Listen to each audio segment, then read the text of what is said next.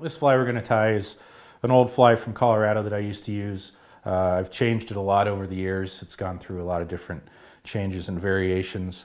But we're going to start off using a Tiemco 2302, which is a bent curved shank hook. You can tie hoppers on this and stonefly patterns. It's a nice hook because it's got a nice big gap to it. Then we're going to add on a bead to it. This happens to be a bright bead by Spirit River. It's a 5/32 black bead, and all we're going to do is we're going to insert this. These beads are countersunk on one side, so one side of the hole is going to be bigger than the other. So you want to put the point of the hook through the smallest hole and let it come right over the top. Then we're going to take this, put it in our vise, and now this bead flops around on this hook quite a bit. So what we do to combat that is just take a little bit of lead wire here, and you wrap it onto the shank of your hook.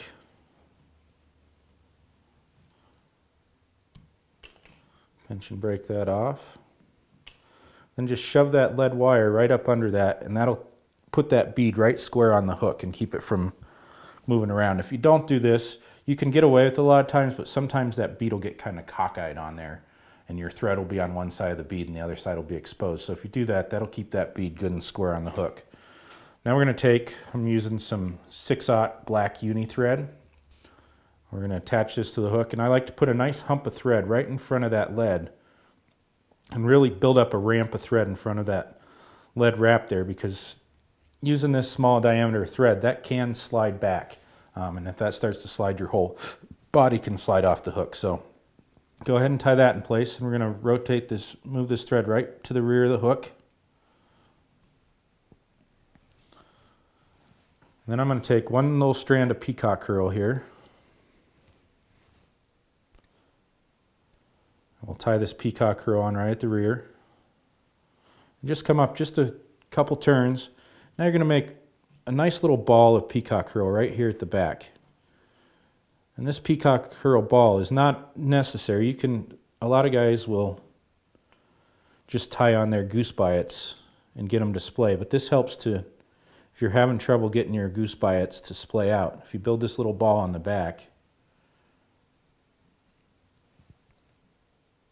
it'll really help you to get these goose biots to splay outwards. So now we're going to take, this is just a goose biot that's been stripped and they come packaged like this. And this is the dark brown, or a lot of times you'll see it marketed as Prince Nymph Brown. And you're going to take 2 of these little biots, and this is going to make our tail. Some guys will tie these on 2 at a time. I like to do it individually. I'm going to lay it right on the side, up against that little ball, and then take a couple wraps over, and then that little ball of peacock curl will really make that splay out. A lot of times if you just tie the 2 of them on together, they'll kind of end up as one tail instead of looking like 2 tails. Then you can take your second one, measure it up so they're about the same length. We'll tie this on. So now we've got our nice forked tail that a stonefly has. Wrap over those excess ends. Now we're going to tie on some wire ribbing here. This is a medium red UTC wire. You can use copper, you can use the amber. The original pattern, they actually used a piece of burlap. It's kind of got a tan rib to it. This is one of the changes I've made on this fly, is putting this red wire on it. I don't know why, but for some reason having some red on a fly seems to be something that trout really key into. There's a few classic materials that are very trout catching materials. Peacock curl is one of them, and the color red seems to be very productive on flies. I use it a lot. So I'm going to tie this piece of wire in right here, tie it in right at the back. Now I'm going to bring my thread right up towards the front of the lead here. And now this technique for putting peacock curl on is one that's a little bit unique. I've been influenced quite a bit by a guy from Dillon. His name's Al Troth, a pretty well-known guy that invented the elk hair caddis. And Al Troth kind of developed the reverse palmer style.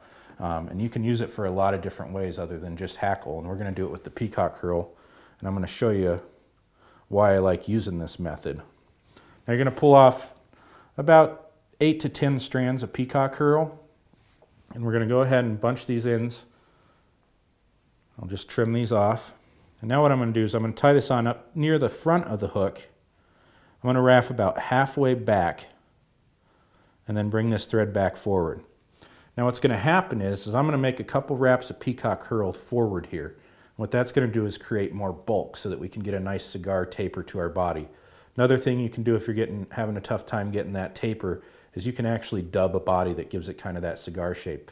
But if you tie the peacock herl in this way, even on like a Prince nymph, what it'll do is it'll allow you to make it fatter up towards the head and it tapers down to a narrower tail. So what we're going to do is we're going to take and wrap this peacock herl, make a few wraps forward, and then wrap right back over them, right to the rear.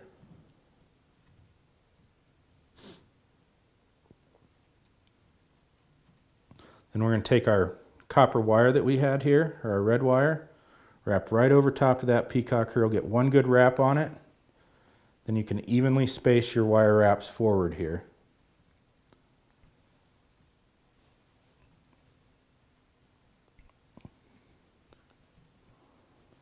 Make a couple wraps. Then with wire, you don't want to cut wire too often with your scissors, or if you're going to use scissors, take an old pair and keep on the side of your bench, and then you can cut it. The other thing you can do with wire is you just pull up and wiggle. It'll usually break right off. That way you won't dull all your scissors, because cutting wire will kill it. Now that we have these extra ends here, we just come in with our scissors, trim those off nice and flush, and now that'll give you that nice kind of tapered peacock herl body.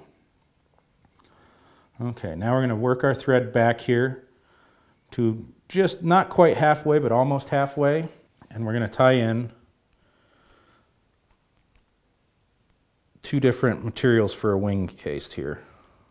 First thing we need to do is this is thin skin, and we're going to actually put the thin skin because this is going to be the last material we pull forward, so we've got to tie it on first. I'm going to cut a little narrow strip here, a little narrow strip of this thin skin, and it's a flexible plastic material that they have printed a print onto.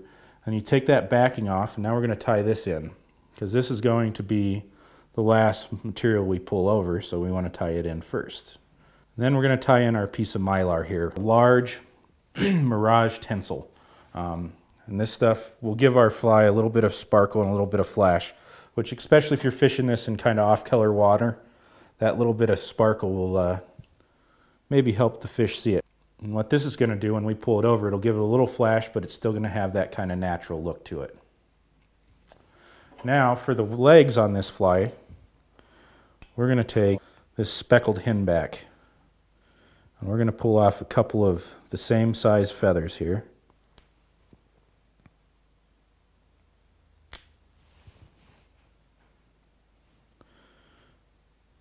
And what you can do is, if you want to measure this, you want to make sure that it's not too long and it's not too short. And what you're trying to do is find barbs, which the barbs are the individual fibers that come off the main stem of the feather. And you want those barbs to stick out in a proportionate manner. So you want to choose hackles that are going to be the right proportion. Then you're going to take and go ahead and stack these two feathers, one on top of the other. This will just give it a little bit fuller look of legs. You can use just one feather, but two of them is going to make it look a little bit fuller on the legs. We're going to come in and we're going to pull all this under plumage off of it. Strip these down.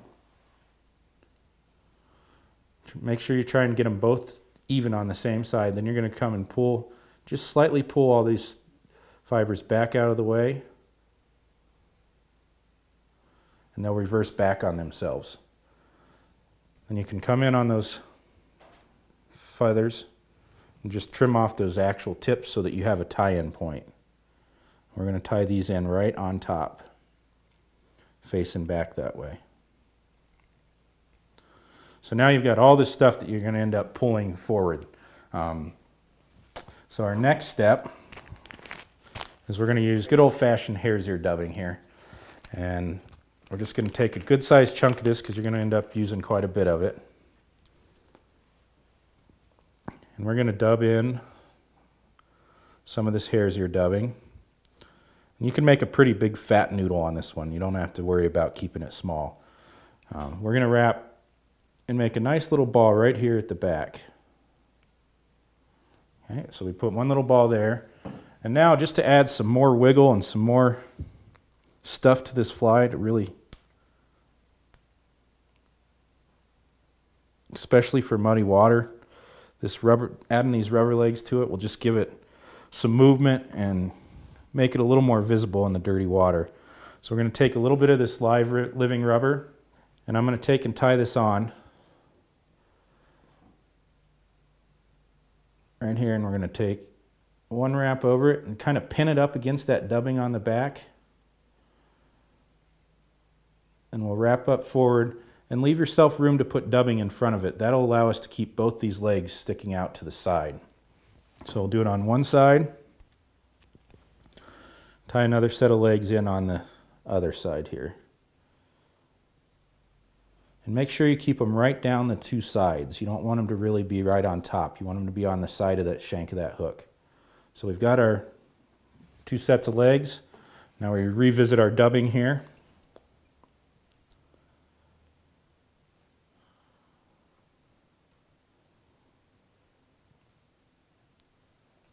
And you can go ahead and use pretty good chunks of it here, because you can come back in later with a bodkin and pick out this dubbing to make it look even a little buggier if you want. So now what I'm going to do is I'm going to wrap this dubbing. I'm going to pull these two rear rubber legs back out of the way and wrap this dubbing right up on them. And it's all right if that dubbing's fairly loose. It doesn't need to be real tight. Now see how it splayed both those legs back at a slight angle?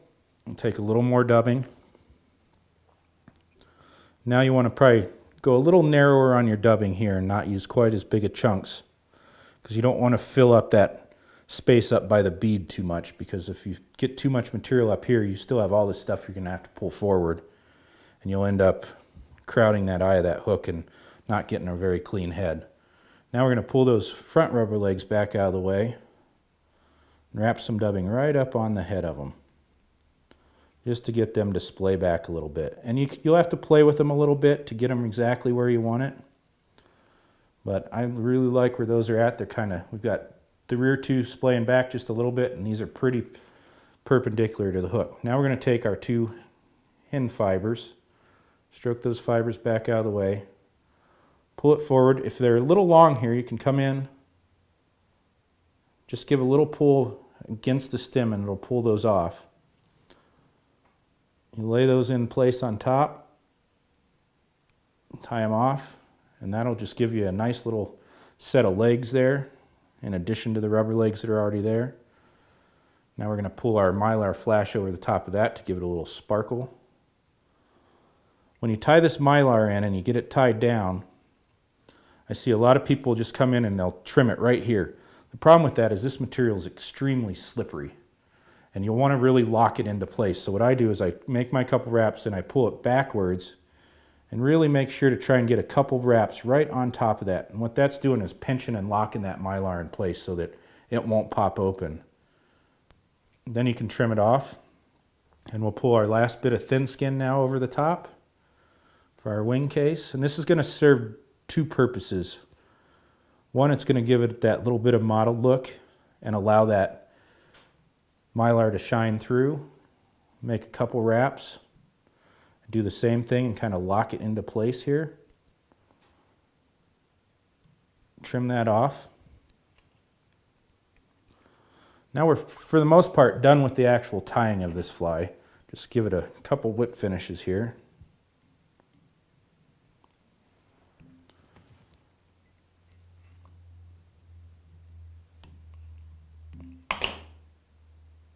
Cut off that thread. Now what we want to do is come in and we're going to trim these rubber legs just a slightly bit longer than that.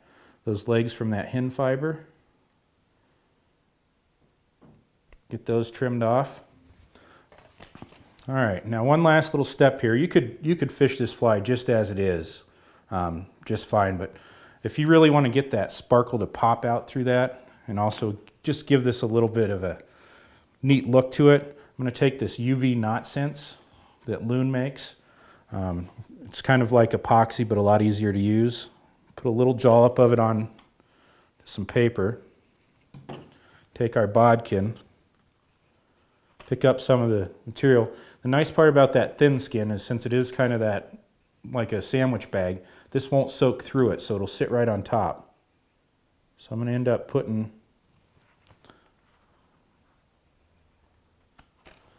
a little bit of this UV right on top of that plastic. And then the way this UV stuff cures is with an ultraviolet light. So I've got this little pin, I can just zap it real quick, give it a couple zaps, and what that'll do is cure that material. Which you could also use epoxy, but if you're going to use epoxy, then you've got to mix it and tie a whole bunch of them and try and get all those cases done at one time. The nice part about the UV stuff is you can do it individually as needed. And that's the finished 20-incher with the rubber legs and the epoxy back.